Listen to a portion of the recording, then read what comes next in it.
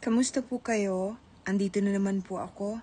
Magkukwento ako sa inyo ng mga bagay na napakahalaga sa maniwala po kayo sa hindi. Hindi ko kayo pinipilit. Ito po ay ipinangako kong gagawin ko magmula last year. Panahon na po kasi dahil napakalala na ng spiritual warfare. Ibig sabihin po yung gera ng mabuti at ng masama sa langit. Gera ng itim, gera ng puti. The children of the light and the children of darkness. Maraming tao po ang hindi nila alam ay nagbebenta sila ng kaluluwa nila sa demonyo. Meron naman iba na talagang sinasadya nila. Akala po kasi nila hindi totoo. Be very, very, very careful po. Mag-iingat po kayo. Kung akala po ninyo hindi totoo ang demonyo, dyan po kayo nagkakamali. Kasi the demons, the evil ones, would do everything in their power for you not to believe that they exist. Noon pa po yan. So pag marami po tayong gustong gawin sa buhay natin, na nahihirapan tayo, kung ano-ano ang sinasabi natin na hindi natin iniisip, lalo na pag hindi po tayo nagdadasal. Palagi pong nandyan ang demonyo, naglipana na po ngayon ang mga evil beings at demons. Itong demons po, wala yang inaantay, kundi yung ma-frustrate ka. Tapos, mawalan ka ng patience dahil hindi mo nakakamtan yung gusto mo. Magsasalita ka ng hindi mo iniisip katulad halimbawa po ng, "Ay nako, may Diyos ba kaya? Wala naman yata hindi naman totoo Dasal ako ng dasal, di naman pinapakinggan." Naku, tuwan-tuwa po sila niyan.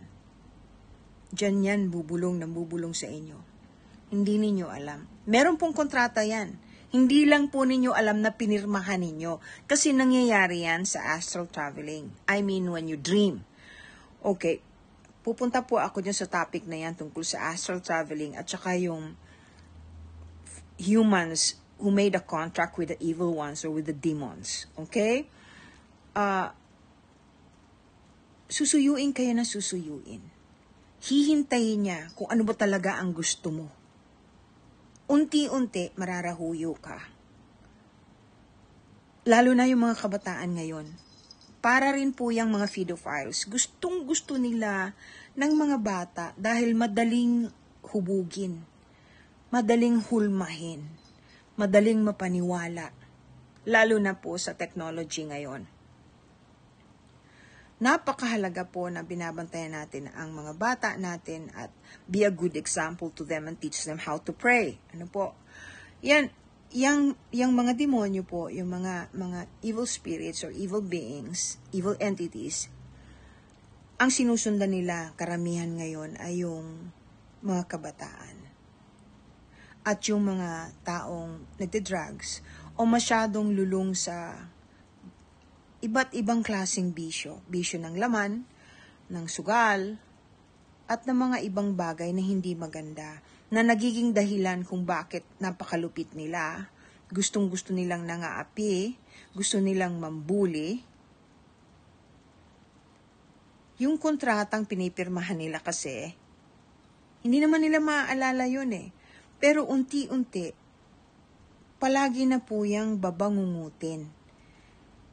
Madalas. Tapos nagtataka sila, bakit palaging ang pakiramdam nila, pagod na pagod, kahit masaya, kahit may pera.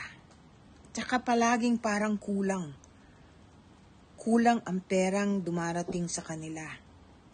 Kulang ang isang babae maghahangad pa ng iba kahit may asawa na. Ganyan po yan. Tapos, yung mga demons, yung mga entities po yan, ng evil entities, meron po yung ilinalagay sa pagkatao mo. Hindi ko po alam ang tawag doon Parang bilog po yun, pero kinakain ka ng kinakain pa unti-unti. Papasok po yan, iikot siya ng iikot, hanggang sa para kayong iisa na. O parang may sapi, Pero hindi naman po sapi yun eh. You become one with the evil forces. You become dark. Even your aura becomes very dark. And then you think of evil thoughts. Kaya ako nga po itinapik ito kasi merong isang nanghingi sa akin ng tulong. Ang sabi niya sa akin, nag-iisip ako palagi ng masama. Ginamit ko yung sarili ko sa masama. Nanloko ko ng mga babae, pinipirahan ko sila. May asawa na ako, sinasaktan ko yung asawa ko. Masama akong tao, nag-iisip akong patayin pagka ang taong kinaiinisan ko. Yung mga ganun, evil thoughts. Yan ang mga bulong ng mga demonyo. Yan po. Mabuti na lang, itong taong ito, palagay ko, meron ding nagdadasal sa kanila.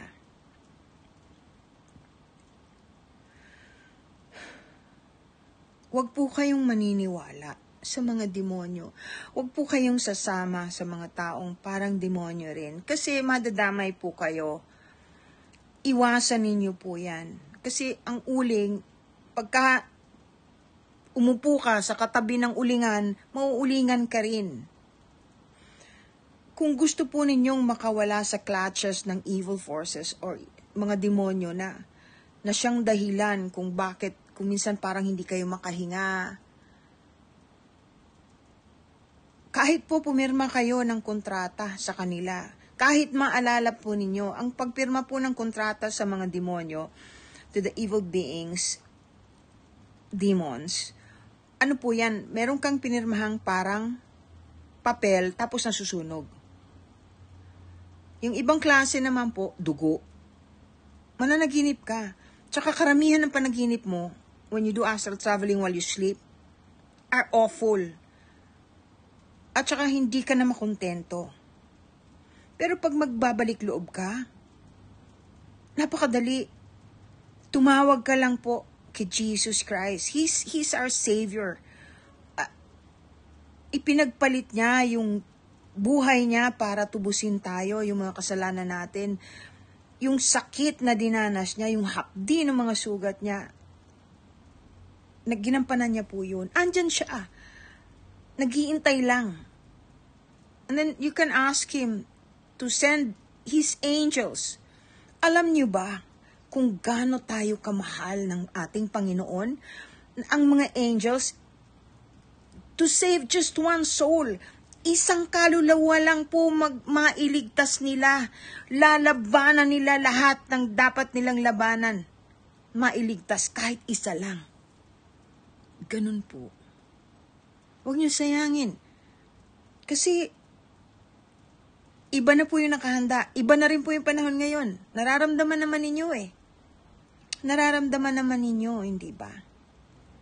Okay, pupuntahan ko po yung topic ng, siya nga pala, may nagtatanong din, paano ako makakawala sa kontrata? Yun na nga po, yung unang-una, you pray, humingi ka ng tawad, sabihin mo sa Panginoong Hesukristo, regardless of whatever religion you have, kung sinong dinadasalan mo, na alam mo na Diyos, na lalaban para sa'yo, para mailigtas ka. Doon ka lumapit. Doon ka lumapit. Kung ikaw ay Katoliko, pumunta ka sa simbahan. Magkomunyon ka, magkumpisal ka. Malalaman mo na nawala yon kasi magkakaroon ka ng emotional, you will feel very, very emotional pagka natupad yon. Kasi maiiyak ka sa saya. Pagkatapos para kang nakahinga, tapos magaan na ang pakiramdam mo. Ganun po kasi ang pag na-release yung mga demonyong gumagamit sa iyo. So be very, very careful. Huwag niyo hong gagawin biro yung tungkol sa ipagpapalit ang inyong kaluluwa. Kahit kaprasong biro, huwag po. Yung pagdating naman po sa astral traveling, yung pong mga tao na may pinirmahan sa mga demonyo, yun po ang hirap na hirap pag nag-astral traveling. Yun nga po, pag nananaginip, parang palaging binabangungot. Parang nakatali yung paa. Parang may nakapulupot sa leeg. Magla-live po ako ngayon, Sunday, 25 sa gabi. Try ko rin po ngayong Saturday. For those who wants to ask me questions, you may prepare nyo po ang handa ninyo, yung question ninyo. 9 p.m., 9:30 at the most. God bless everyone. I pray for all of you. Salamat po.